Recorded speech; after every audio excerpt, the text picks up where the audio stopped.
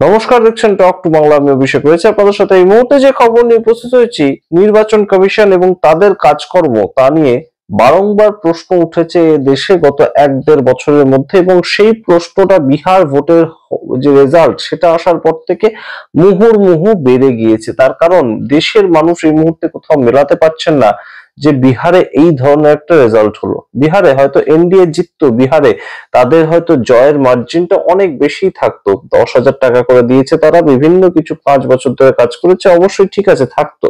কিন্তু 202টো আসন আসার পর থেকে এবং মহাগঠবন্ধন তাদের সভায় এত মানুষের ভিড়, গ্রাউন্ড রিয়ালিটি অন্য কথা বলছে, কিন্তু ব্যালট বাক্স অন্য কথা বলছে। আপনাদের যে খবর ইতিমধ্যে দেখেছি যে পোস্টাল ব্যালট, সেখানে মহাগঠবন্ধন 142টা আসন পেয়েছে এবং এনডিএ তারা 98টা আসন পেয়েছে, কিন্তু অন্যদিকে ছবিটা একদম পাল্টে গেল। সেটা কিভাবে সম্ভব হলো? এই প্রশ্নগুলো এই মুহূর্তে যখন উঠছে, তখন সামনে এসেছে একটা খুব গুরুত্বপূর্ণ তথ্যটা আপনাদের দেব। আপনারা দেখলেই বুঝতে পারবেন যে সংখ্যা নিয়ে কিরকম ভাবে একটা অদ্ভুত সমীকরণ কাজ করেছে, কিংবা বলা যেতে পারে একদম কাকতালীয় একটা সমীকরণ কাজ করেছে।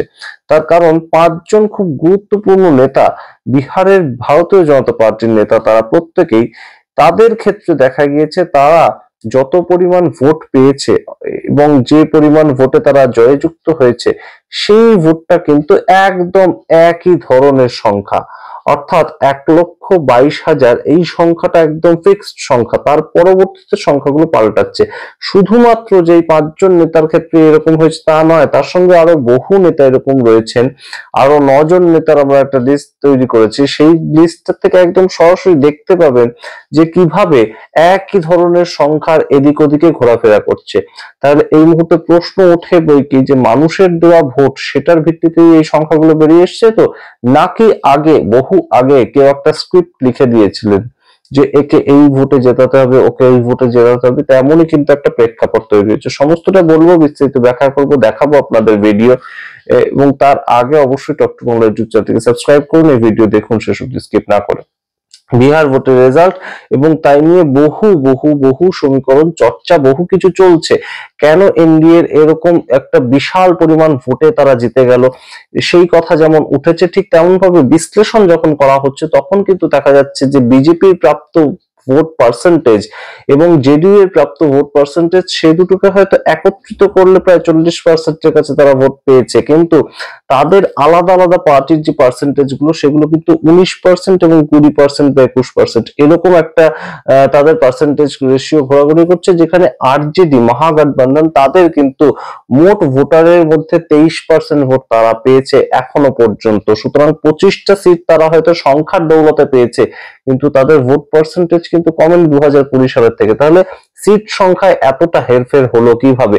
আপনাদেরকে যে 5জন একদম 122 সংখ্যাটা প্রথমে রয়েছে, অর্থাৎ 1,22,000, সেটা দিয়ে আগে নমুনাটা আপনাদের দেখায়। আপনারা দেখতে পাচ্ছেন স্ক্রিনে, সম্রাট চৌধুরী বিহারের ডেপুটি চিফ মিনিস্টার ছিলেন এবং অবশ্যই আগামী দিনেও তিনি আবারও ডেপুটি চিফ মিনিস্টার হতে যাচ্ছেন। তার প্রাপ্ত ভোটের সংখ্যা 1,22,480। অন্যদিকে আরেকজন ডেপুটি চিফ মিনিস্টার ছিলেন, যাকে রীতিমতন গোবর ছোড়া হয়েছিল ভোটের দিন, আপনাদের মনে থাকবে, সেই ভিডিও দেখিয়েছিলাম আপনাদের।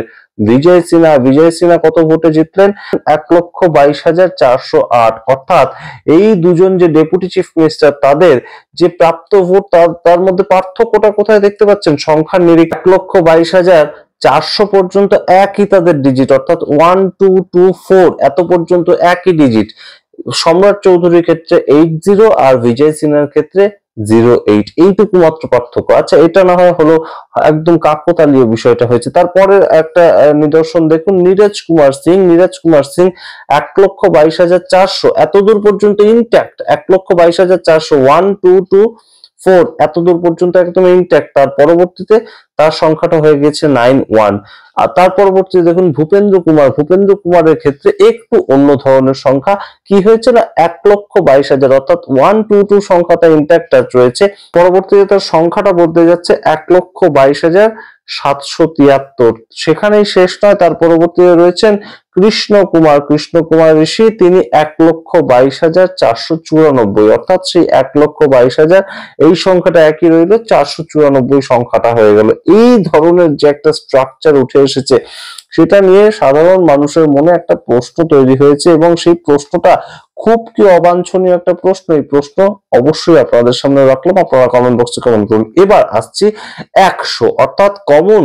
যে আমরা যখন ছোটবেলায় অঙ্ক করতাম তখন কমন নিয়ে নিতাম না, একদম এক্সটাকে কমন নিয়ে ব্র্যাকেটের মধ্যে লিখছি, ঠিক তেমন ভাবে এই যে জিনিসগুলো বললাম একদম সেই ক্ষেত্রে 122টা যদি কমন হয়, এবারে আমরা বিভিন্ন সংখ্যা দেখাবো, বহু বড় লিস্ট। সেখানে আপনারা দেখুন কতগুলো সিটের ক্ষেত্রে 100 সংখ্যাটা কমন, একদম 1 লক্ষের বেশি ভোটে যারা জয়যুক্ত হয়েছেন তাদের ক্ষেত্রে আমরা একদম প্রথম দেখাচ্ছি তারকেশ্বর প্রসাদ।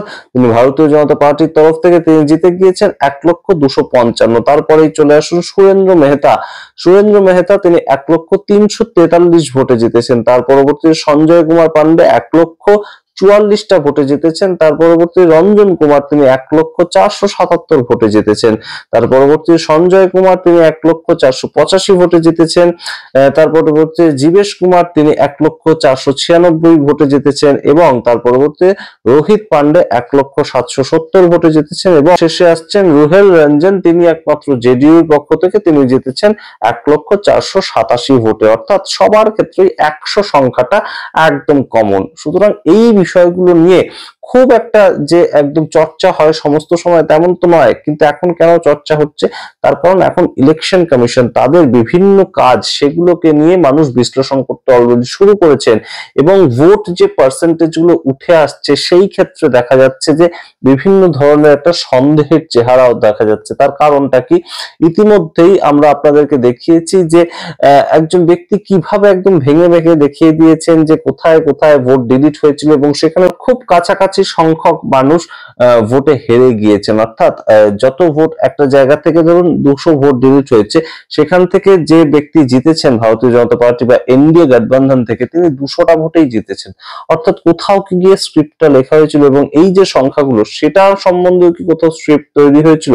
আমরা এগুলো বিশ্বাস করতে একদম রাজি নয়। ইলেকশন কমিশন অফ ইন্ডিয়া তারা নিরপেক্ষ থেকে নিরপেক্ষ সংস্থার মতোই কাজ করেছে, এটাই আমরা বিশ্বাস করতে রাজি। এবং ইলেকশন কমিশন অফ ইন্ডিয়ার তরফ থেকে শুধুমাত্র একবার আমরা এই কথাটা শুনতে চাই, জ্ঞানেশ কুমার বা যে কোনো আধিকারিক এসে সম্পূর্ণ এই যে তথ্যগুলো কংগ্রেস পার্টি কিংবা তাদের তরফ থেকে প্রচার করা হচ্ছে সেগুলো সম্পূর্ণ মিথ্যে বলে একবার দাবি করুক, তাহলেই তো আমরা সমস্তটা মেনে নেব।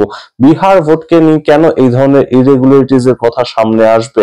অবশ্যই নীতিশ কুমার একটা বড়সড় ফ্যাক্টর ছিলেন, তাকে দেখে মানুষ ভোট দিয়েছেন। 10,000 টাকা গিয়ে একদম মরাল কোড অফ কন্ডাক্ট সেটাকে ভেঙে মানুষের খাতায় পড়েছে, ভোট চলাকালীনও সেই টাকাটা পড়েছে, সেটাও আমরা মেনে নিতে রাজি আছি। কিন্তু ভোটে ইভিএম এর মধ্যে কারচুপি সেইটা কি মেনে নেওয়া যায়? সেইটা তো তাহলে গণতন্ত্রের উপর একদম রীতিমতন একটা কুঠারাঘাত, সেই রকমই অনেকে মনে করছেন। এবং অবশ্যই এই মুহূর্তে কেন এই ধরনের প্রশ্নগুলো উঠছে তার বিভিন্ন ধরনের কারণ কিন্তু রয়েছে। যে জ্ঞানেশ কুমার ইলেকশন কমিশনার, তিনি 6 অক্টোবর যে তথ্য দিচ্ছেন যে বিহারের মোট যোগ্য ভোটারের সংখ্যা 7,42,00,000 এবং সেখানে তিনি ভাগ করে বলে দিচ্ছেন কত মহিলা কত পুরুষ ভোটার রয়েছে, সমস্তটা তার কাছে একদম ডেটা নিয়ে তিনি কথা বলছেন। কিন্তু বিহারে যখন ভোটটা হয়ে গেল 11ই নভেম্বর, তখন 12ই November election commission of India তাদের তরফ থেকে একটা প্রেস নোট বের করা হলো, সেখানে সরাসরি বলা হলো 7,45,00,000 যোগ্য ভোটার ছিল। তাহলে এই এক মাসের মধ্যে 36 দিনের ব্যবধানে যে 3 লক্ষ ভোটার হঠাৎ করে কোত্থেকে চলে এলো? ইলেকশন কমিশন অফ ইন্ডিয়া তার কোনো ধরনের কোনো সদুত্তর দেয়নি। সারা দেশ থেকে এই প্রশ্ন উঠেছে, বিহারের রেজাল্ট বেরোনোর আগেই এই প্রশ্ন উঠেছে, 14ই নভেম্বরের আগেই এই প্রশ্ন আমরাও পর্যন্ত আপনাদের সামনে রেখেছিলাম। সম্পূর্ণ বিষয়টা কিন্তু ধোঁয়াশা একটা, এবং এই ধোঁয়াশার মধ্যে দিয়ে যে এনডিএ সরকার তৈরি হবে সেটা কি কোথাও গিয়ে মানুষের কাছে গ্রহণযোগ্যতা পাবে? মানুষ তো এই মুহূর্তে অলরেডি বিশ্বাস করতে শুরু করেছেন কোথাও গিয়ে, কিংবা তার মনের মধ্যে একটা প্রশ্ন খচখচ করছে যে যে ভোটটা আমি দিলাম সেই ভোটের পরিপ্রেক্ষিতে এই সরকারটা তৈরি হলো। তো এই সম্পূর্ণ বিষয়টা আমরা কাকতালি ভাবতে চাই, একটা বিষয়ের সঙ্গে আরেকটা বিষয়ের কোনো যোগাযোগ নেই তেমনই আমরা ভাবতে চাই। সম্পূর্ণ নিরপেক্ষ ভোটের মাধ্যমেই নীতিশ কুমার আবারও বিহারের মুখ্যমন্ত্রী হতে যাচ্ছেন তেমনই আমরা ভাবতে চাই। আপনারাও কি তাই ভাবেন, নাকি অন্য কিছু আপনাদের মনে রয়েছে? এই সংখ্যাগুলো দেখার পর আপনাদের অভিমত কি? অবশ্যই কমেন্ট বক্সে কমেন্ট করুন। দেখতে থাকুন টক টু বাংলা। অবশ্যই টক টু বাংলা ইউটিউব চ্যানেলকে সাবস্ক্রাইব করে দিন। ধন্যবাদ।